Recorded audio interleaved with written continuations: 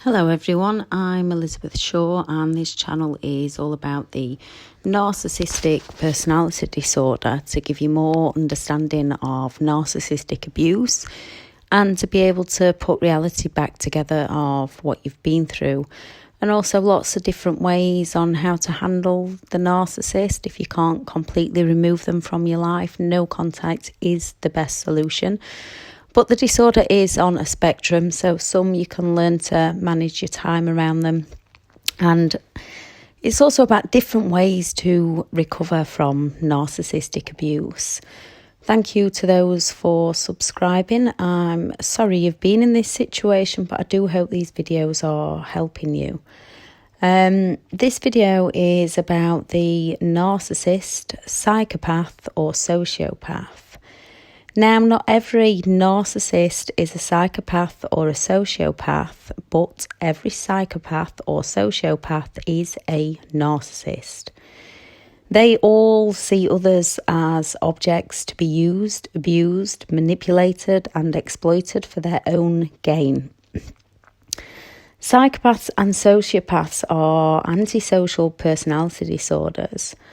A psychopath is a hereditary disorder. Sociopaths are formed from some form of brain injury. They are created rather than born through parental neglect, belief systems, delinquent peers, and upbringing.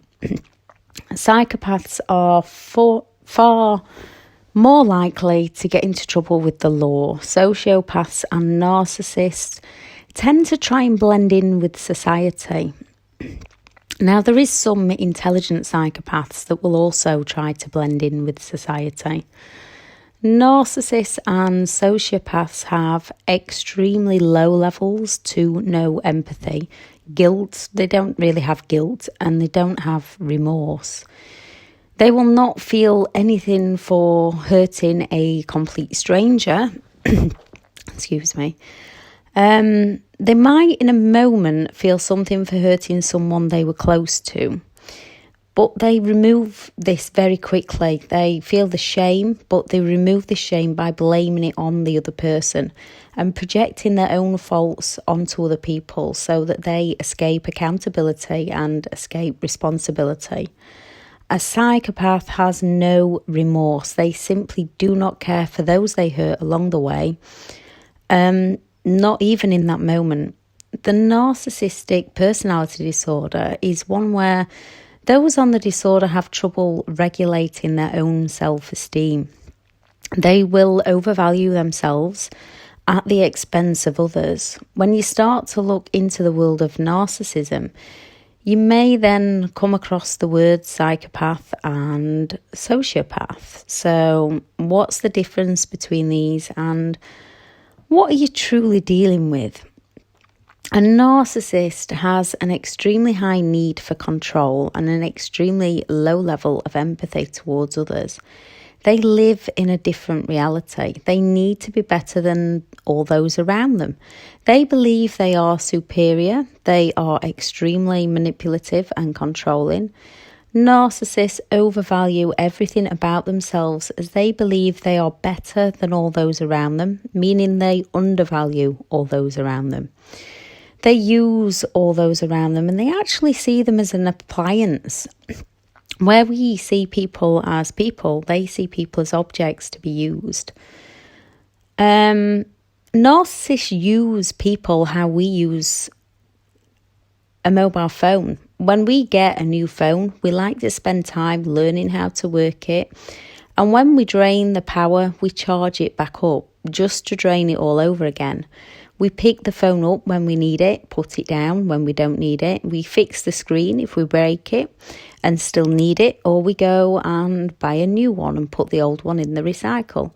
We might go back to an old one if the new one is no longer working. We might take a broken one apart to try and help with the new one. And that's basically how narcissistic people use people. Narcissists constantly seek validation. They feel entitled, they lack empathy, and they are arrogant. How a narcissist thinks. I know there are rules, however, They apply to you, not me. You should be loyal to me, however, I shall not be loyal to you. I can criticise you, however, you should never criticise me.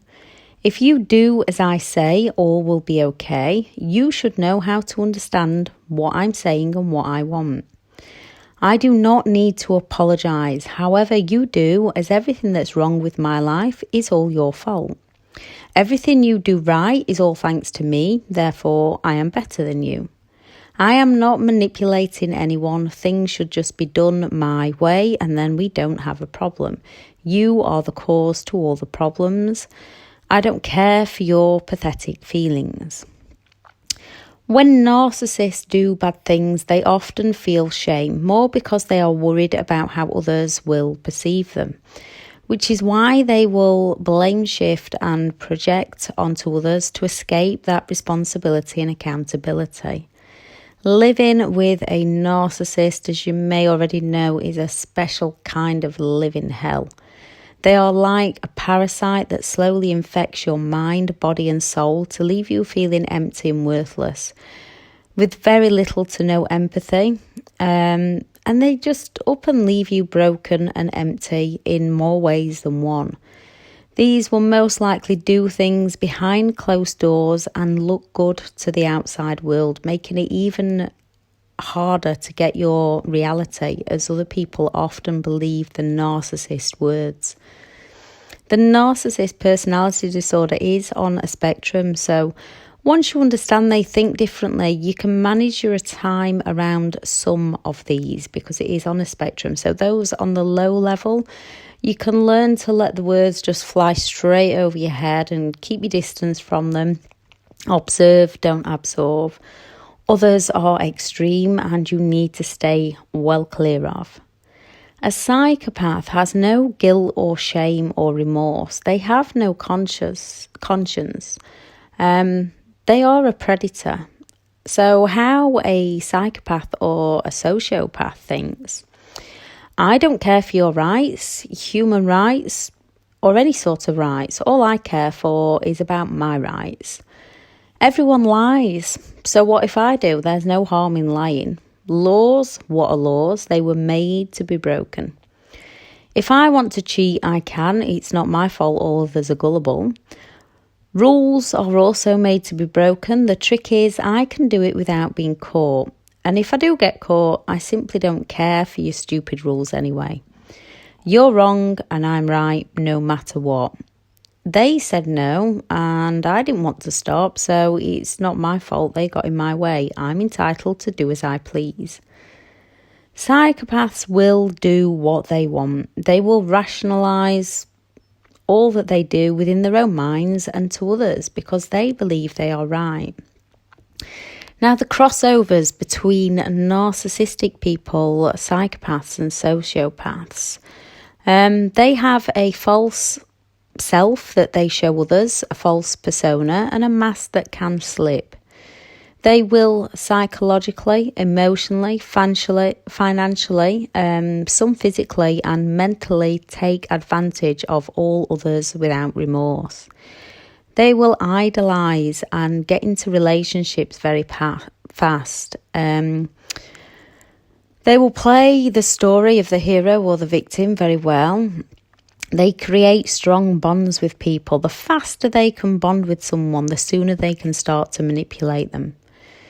They will start asking for subtle favours. Once they know you've done a few, they will get you doing bigger and bigger things for them. The word salad. To begin with, they pay backhanded flattery. It is not compliments, it is flattery. And it is confusing to see when you're not sure what you're looking for. And people who are not narcissistic, psychopathic or sociopaths do accidentally play backhanded compliments. So it'll be things like, you look amazing. Have you lost weight? Your hair looks much better like that. You should have it that way more often. If you'd let me move in, I could help you out more. Now, the similarities also in these three disorders are they are selfish, dominant, vindictive, superficial, immoral, exploitative, no real empathy, manipulative, promiscuous, arrogant, and charming. A narcissist wants to look good and be perceived well by others. A sociopath and a psychopath wants to be perceived in whatever way suits their own needs at that moment in time. A narcissist doesn't mind working hard if it meets a need of their own, although not all will work hard. A sociopath will do as little work as possible.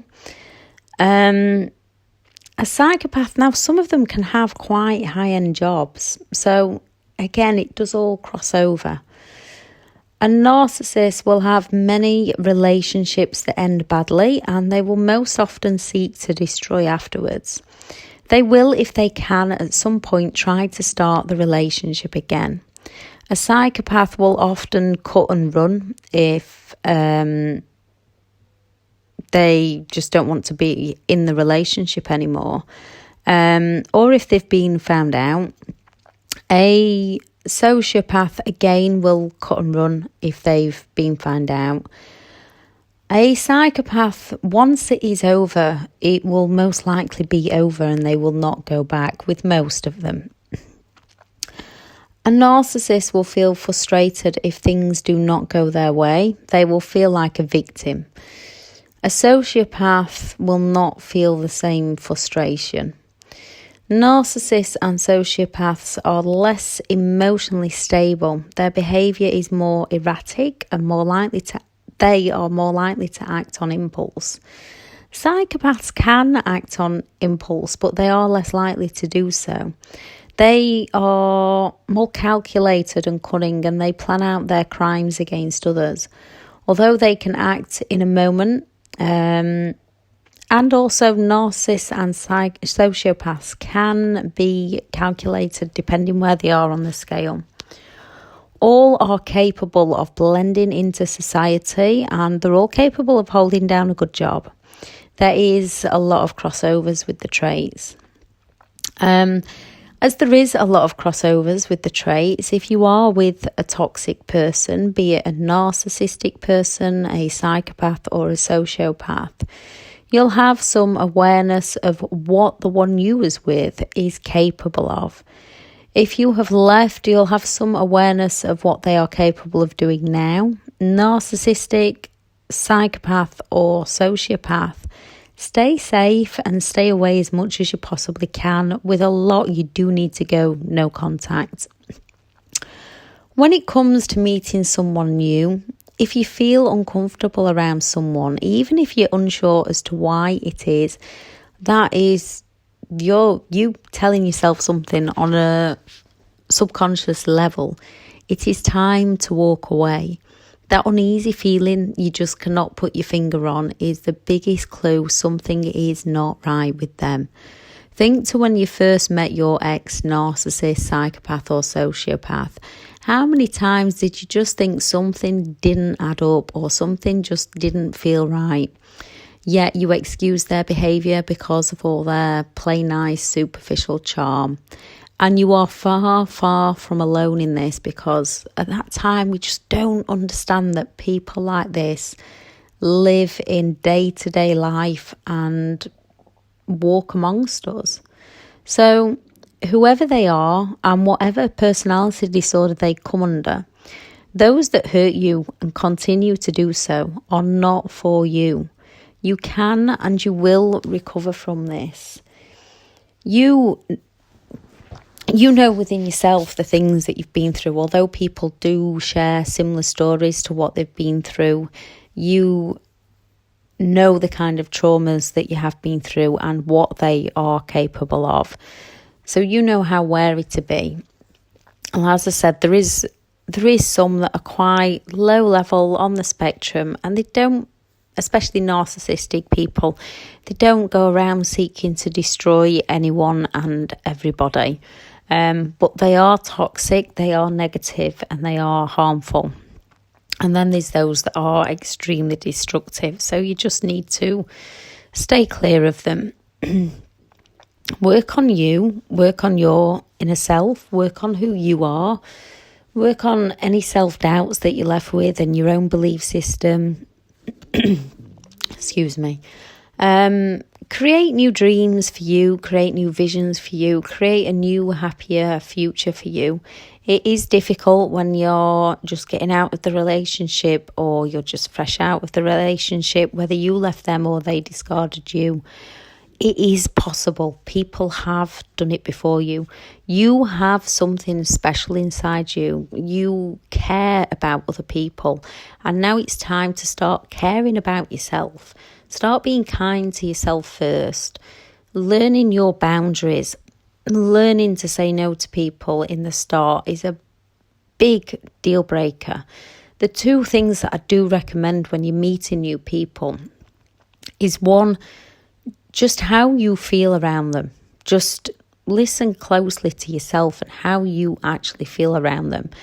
And then when it comes to them asking you to do something and it doesn't feel comfortable with you, don't do it just because you're kind or just because you don't want to let people down or just because you want to be liked. If it doesn't feel right, say no. And it doesn't matter how you say no. Simple no, thank you. Sorry, I can't do that today. Just say no and watch how they are. Now, some good people will potentially ask again. And that's fine. People do that. But when you've got someone that's constantly on at you, trying to get you to break your boundaries down, those people are not for you. They do not have any respect for you. Please add anything in the comments that you would like any more information on, and please add anything in the comments that you found that helped you, that might just help somebody else recover too. Thank you very much for listening. Bye.